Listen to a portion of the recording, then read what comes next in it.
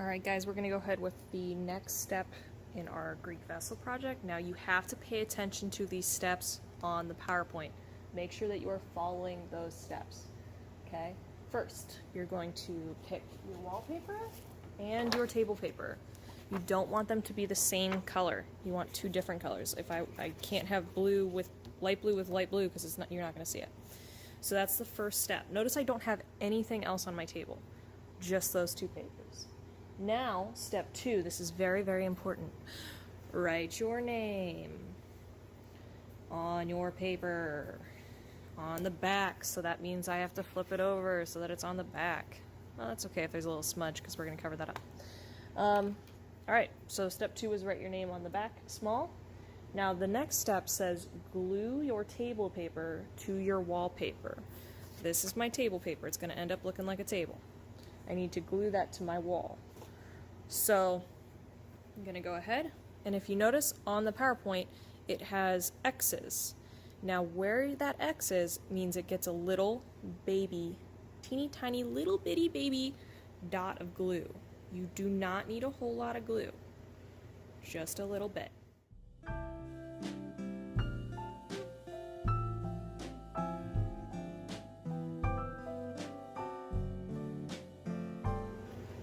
And just kind of hold that down with a flat palm.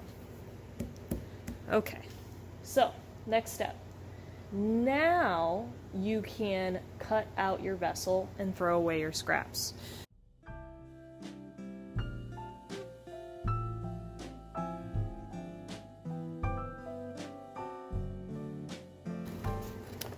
There we go.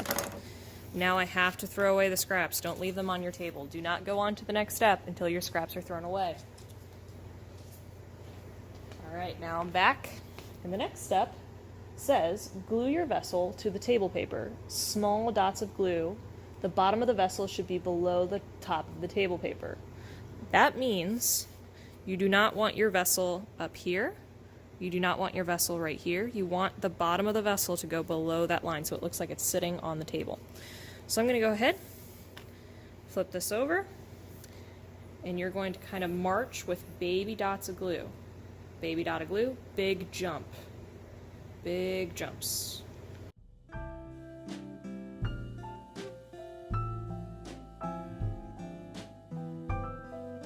Now's kind of the tricky part. Because after you place this down, you have to hold the edges until they dry. You can't rub your hands around because then you'll get black paint all over the paper.